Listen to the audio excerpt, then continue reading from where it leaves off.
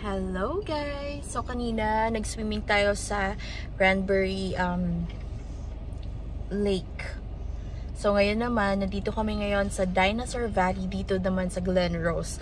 Kung saan kahapon pumunta din tayo sa Fossil Rim. So isang town lang sila. So I think this is the third time namin na pumunta dito. First time namin pumunta dito, wala pa si Zadkiel, si Mercurian pa lang. At kasama namin yung pamangkin namin na si Maxwell. But now, I'm with the boys. Tulog si Mercurian sa biyahe. Kasi from Cranberry, it's a 33 minutes drive. So, nandun lang sa loob si Claude, bibili siya ng ticket for the park. It's a national park. Yan. State Valley Park. Yan.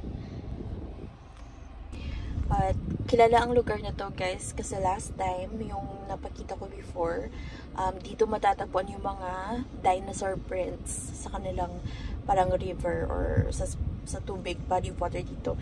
Merong mga dinosaur prints. So ipapakita ko ulit mamaya sa inyo. Pero na-feature ko na siya last time sa vlog namin. Sa unang vlog namin. So yun guys. Really? Is it new? A bunch of dinosaurs.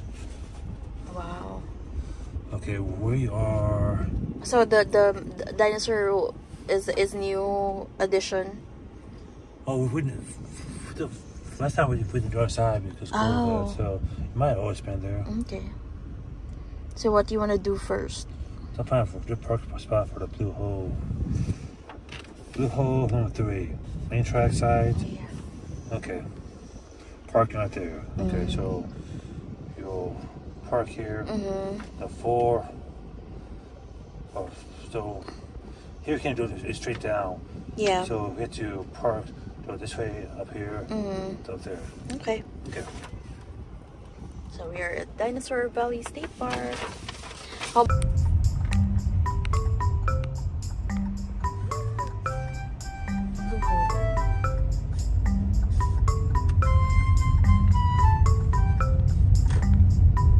So Glen Rose is popular with their dinosaurs.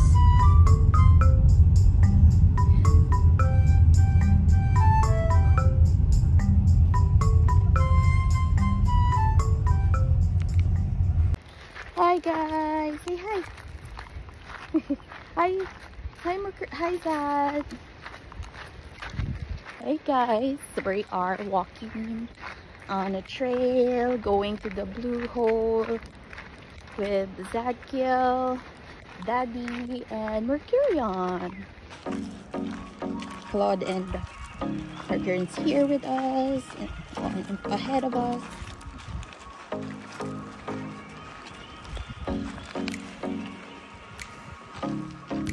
Hi! That goes for your mommy.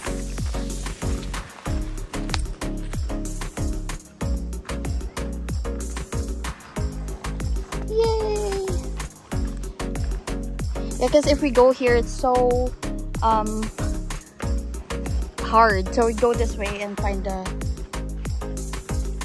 Oh, there's a trail. You can see it. But the steps. Okay, there guys.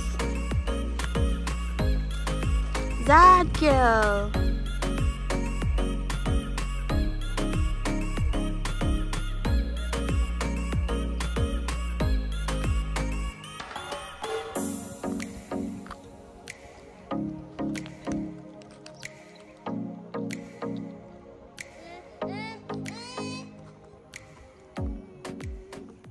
Hi guys, we're done at the Blue Hole and we are in Spring Creek.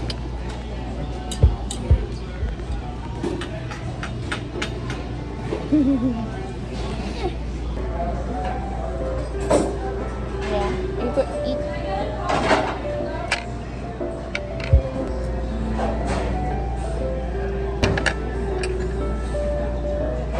Who's that?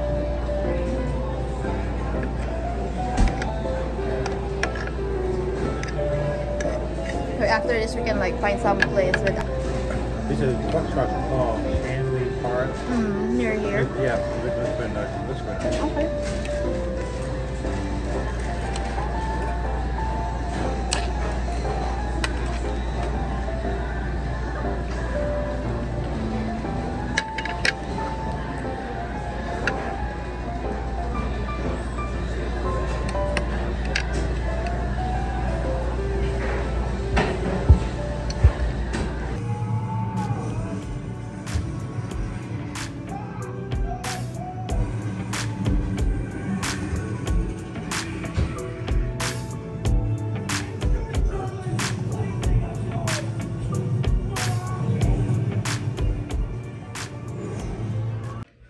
Hello guys, so hindi ko na napakita yung room namin pero dito kami nagstay for 2 nights dito sa Hilton Garden Inn sa Granbury.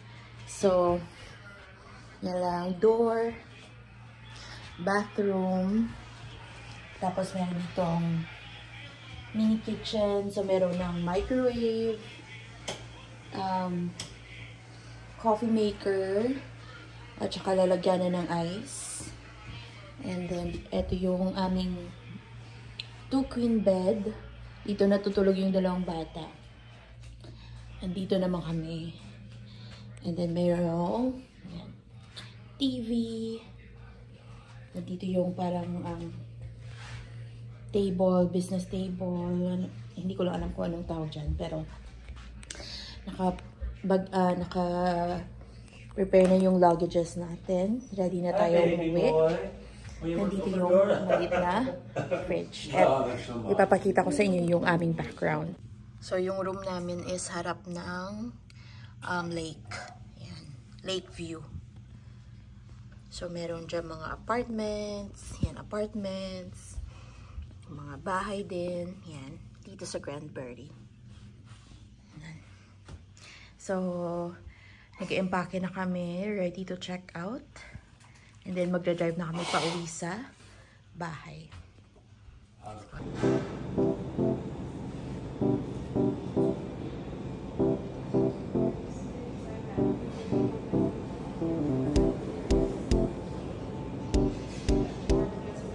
We're checking out. Yep, you have fun, boys. Where did we go? We swim in the water. Now it's time to go home. Gonna go drive home.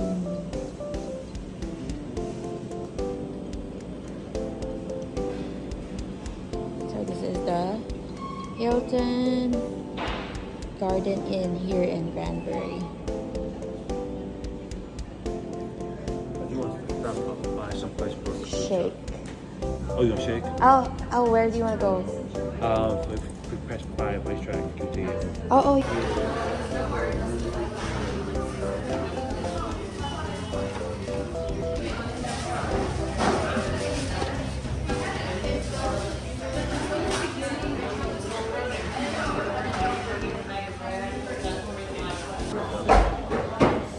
It's like, you have to excuse her. Like, excuse me. Oh, you go sit down in the chair.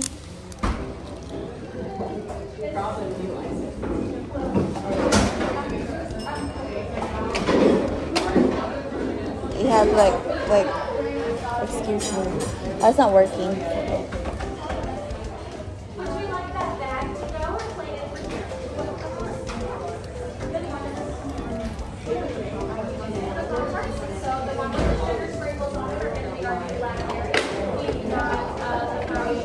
Right, like if we go somewhere else, like you're like gluten free, it's not, but it's nice to have it here. Okay. Zach, eat your brownie, Zach. Zach,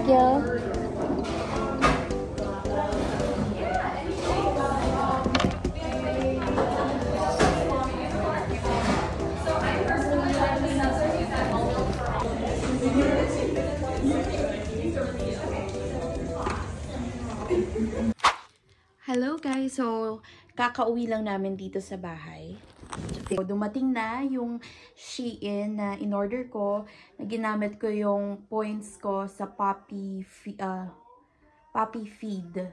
So, ginamit ko yung $30 credit or $30 gift card na ma-achieve mo lang siya kapag nakumpleto mo yung pag-feed sa puppy. So, ito yung isa sa mga nakuha ko. At dahil summer na, yan, one piece na swimsuit. Yan. Cover lang tayo, guys, para, you know. Yan. And then, itong dress. Hindi ko pa siya na-try. Yan. Pero maganda siya sa picture. So, ganito lang siya, guys. Yan. Pink at saka red. So, maganda siya kasi garterized dito. And ayaw ko ng mga heart-shaped na dress kasi sometimes hindi siya complement sa body type ko. Pero ito, simpleng dress lang. Yan. Good for summer. See. So, ita-try ko siya mamaya. And then, ang nabayaran ko lang is $5. Yun lang talaga. Sa tatlong items na to, $5 lang. Parang ano lang siya, tax ata. Kasi free shipping na din siya. At etong, may nakita akong parang lemon dress. Pero parang cotton. Ito parang, yan. Ito yung texture niya, guys. Parang ano rin siya, parachute. Yan, pero okay na kasi libre lang naman. Kasama siya sa points na kuha ko. So, yun guys. Pang summer. So, i-try natin. Ito guys, yung lemon dress. Makikita nyo sa likod. Yan. So, size 0XL ito. Gusto ko sana medium, kaya lang wala na silang medium. So, ipakita ko sa inyo yung dress yan. Let's see sa mirror. So, ito siya, guys. Hindi siya mahaba. Sakto lang siya. So, yan. Yee! Pang summer dress. So, summer dito sa August. So, yan. Hindi ko gusto yung kanyang tela. Parang mantel. Pero okay na rin. Yan. Hindi naman siya cheap tingnan. Pero ito, kailangan ko ng magandang bra para ma-cover ito. Yan. Guys. Ito naman guys, yung isa, medyo bahaba lang siya. So, hindi ko lang alam kung ano gagawin dito. Pero maganda rin maganda dito. Pero ang haba. So, i-try kong i-cut. Hi guys. Nakahat ako. May ribbon. So, kahapon kami umuwi. Monday. And umabsent yung dalawang bata. Kasi pinahinga ko muna sila. Kasi hapon na rin kami nakabalik ng bahay. And katatapos ko lang ihatid si Zadkiel sa school. And kaninang umaga hinatid ni Claude si Mercurian. So, tingnan nyo to guys. So, nagdidilig ako ng halaman. Tingnan nyo yung pink roses. Sobrang dami. Parang may contrast yung color niya, diba? Pero sa sun yan sa araw. So, kuha ako ng flowers kasi ang dami. And ilalagay natin sa aking maliit na altar sa bahay. Yan.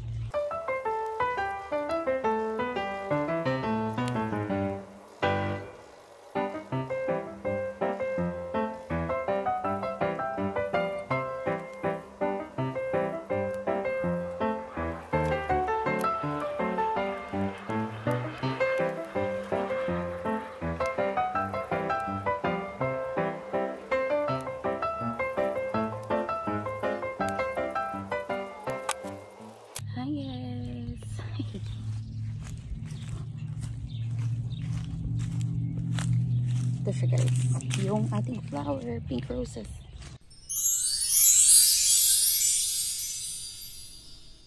Good morning mga ka-howdies. Today is Wednesday and mag-meet up ulit kami ng kaibigan ko na si Michelle.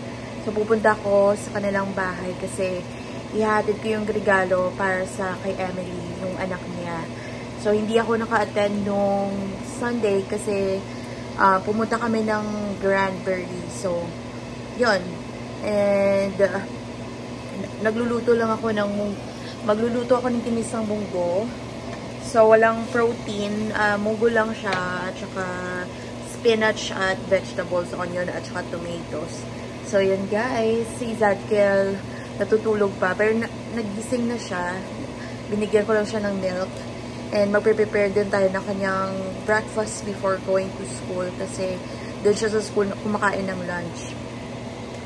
So, yan guys. Hopefully makapag-vlog ako ng maayos sa friend ko. And see you later! Hi guys! So, hindi tayo natuloy sa kaibigan ko kasi may emergency siya. So, sabi ko na lang sa kanya, message na lang siya kapag kailan ko ihatid yung regalo. So, kanina pa ako nakauwi ng bahay. Kumain lang ako ng lunch. So, kinain ko na lang yung munggo. And then, nag-scrambled egg lang ako. And, yun guys. So, mag-water tayo ng plants. Ito. And, yan. So, ito yung blackberries natin, guys. So, ito na yung ating nectarine. Plum trees. Ito yung blackberry bush. At ito kasi yung rose. And then, ito yung mga blackberries.